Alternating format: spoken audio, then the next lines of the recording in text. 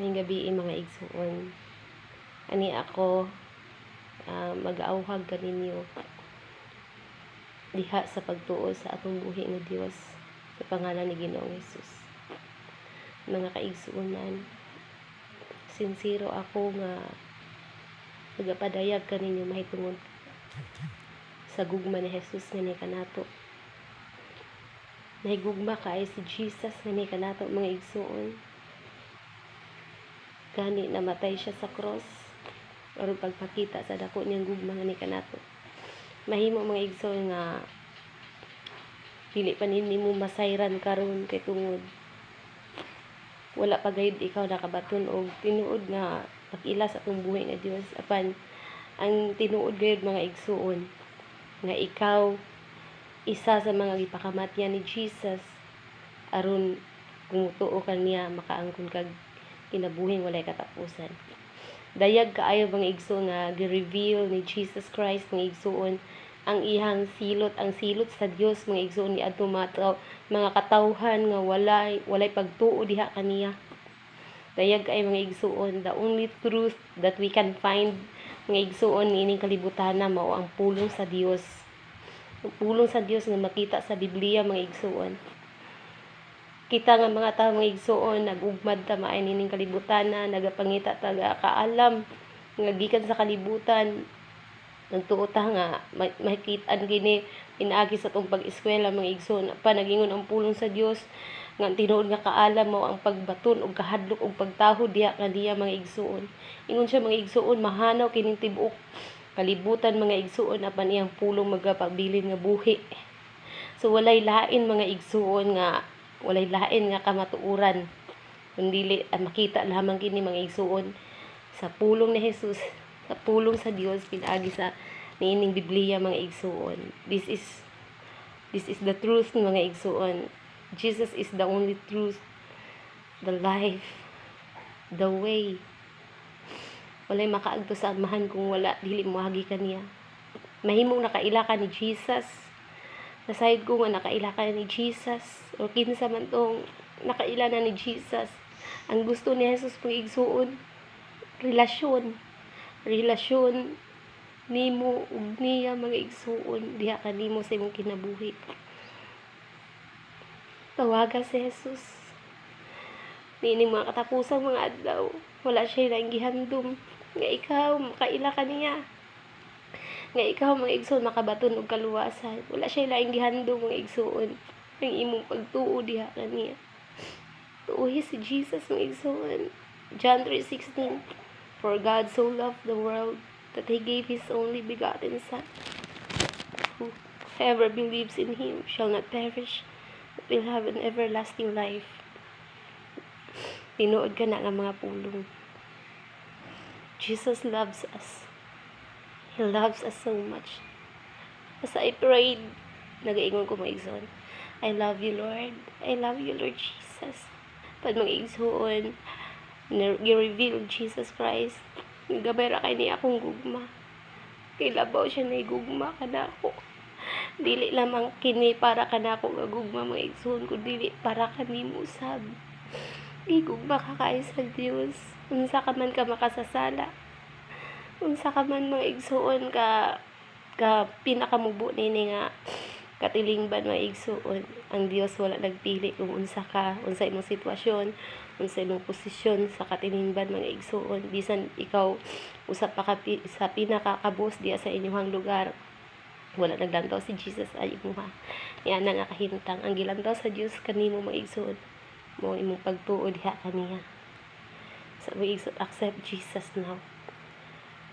Accept Jesus now. Tawagan siya. Alam lang siya diha dool sa imo. Tawagan siya mga igsuon. Kaya giandam niya mga igsuon. Ang iyang luna diha sa langit mga igsuon. Ingon siya sa iyang pulong. Hallelujah. Naingon siya sa iyang pulong mga igsuon. Nga mag-andam siya mga igsuon ug luna nga di kanato diha sa pulong niya sa Juan mga igsuon atong basahon ana siya ug miingon siya Ayaw ka mong kaguol, salig ka mo sa Dios ug salig usab ka nako. Juan 14 mga igsoon. Ayaw ka mong kaguol, salig ka mo sa Dios ug salig ka mo kanako.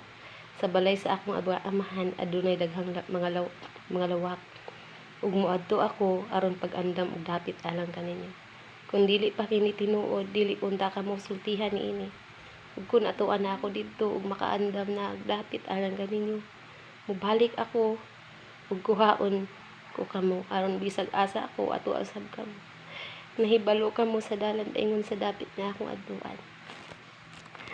Maigsuon, ana siya, ayaw ka mo kaguol.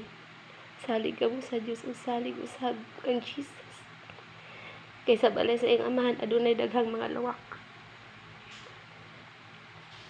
Muadto ako aron pag-andam siya mubalik siya didto mga igsuon kay kaniadto nga naa pa siya diri at nga nasairan nga namatay siya ug ang iyang lawas mga igsuon wala na dugta mga igsuon kundi nabuhi kini pagbalik, gikuha kini mga igsuon, nawala kini mga igsuon diha sa iyang lubnganan kay tungod nabuhi man siya pagbalik mga igsuon ug sa iyang pagbalik nagpakita siya sa iyang mga disciples mga igsuon.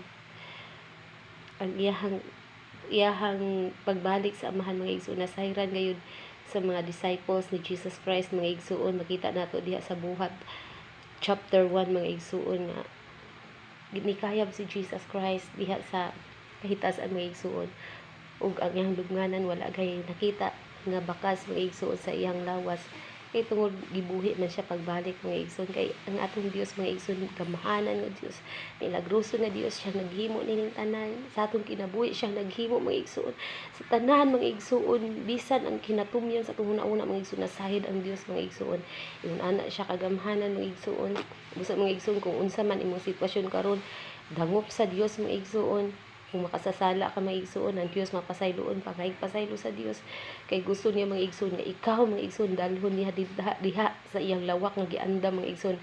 Alang kanato nga nagatuo diha kaniya, alang kanato nga nagapaabot kaniya, nagapaabot kita karon mga igsoon sa iyang ikaduhang pagbalik mga igsoon, nga iyahang gisaad mga igsoon, siya, ug makaandam na akong lawak alang kaninyo, mubalik ako, aron kung asa ako ato usab ka mo mga igsoon tuuhi kini mga igsoon mubalik siya alang kanatong tanan ug hallelujah bulahan kadtong nag-andam sa iyang kaugalingon mga igsoon diha sa pagtuo kang Ginoong Hesus kay makaangkon siya niining luna nga gisaad ni Jesus alang ni adtong nagatuog nagapaabot kaniya dalaygon kay atong buhi nga Dios mga igsoon ana pa koy daghan mga igsoon nga istorya mga igsoon apan karon mga igsoon ako nagadasig kanimo igsoon nga naa diha sa bisag unsang sitwasyon sa kinabuhi nga si Jesus nahigugma kanimo duula siya mga igsoon kay milagroso siya nga Dios unsa man nga mga milagro ang nadawat nako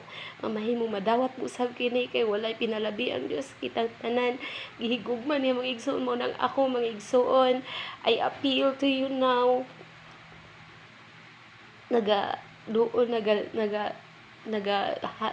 istorya ako kanimo karon kay tungod mga igsoon gihigugma ka sa Dios ug gihigugma usab ko sa Dios ug ang gusto sa Dios mga igsoon kitang tanan motuo diha kaniya kay kitang tanan iyang gihigugma mga igsoon wala siya gipalabi wala siya gilantaw mga igsoon nga taas ug mubok ani kanato mga igsoon wala siya gilantaw nga bisag unsang sitwasyon sa atong kinabuhi kitang tanan gihigugma sa Dios ug kitang tanan makaangkon sa iyang grasya sa iyang gugma mga igsoon nga walay paglubad dalaygon kitong buhi nga Dios igsoon kung gidawat nimo si Jesus ining gabi una ang Ginoo magapanalangin kanimo pagampo sa Ginoo mga igsoon uban ni ako sa mga pagampo ina mga igsoon Amahan nga langit nun sa pangalan ni Ginoong Hesus nagatuo ako kanimo kay ikaw namatay diha sa cross aron pagluwas ka nako Amahan nagaila ko sa akong kagalingon nga dili ako takos kamuduol kanimo pampasaylo ako Amahan sa akong mga kasalanan Pasaylo ako sa akong mga kasalanan, Amahan, ug gasi ako sa imong hamili nga dugo. Ug isuwat ang akong pangalan diha sa libro sa kinabuhi, aron ako, Amahan, mahimong imong pinun-an. Dalagin kaw akong Amahan. Isulat akong ngalan sa libro sa kinabuhi. Aron ang impyerno wala nay labot gani kanako, ang dautan wala nay labot kanako. Sugod karon, Amahan, mga lagad ako kanimo kay ikaw ang akong Dios, ang akong magubuhat, ang akong Dios nga gamahanan. Dalagon ka, Amahan. Amen and amen. Praise the Lord.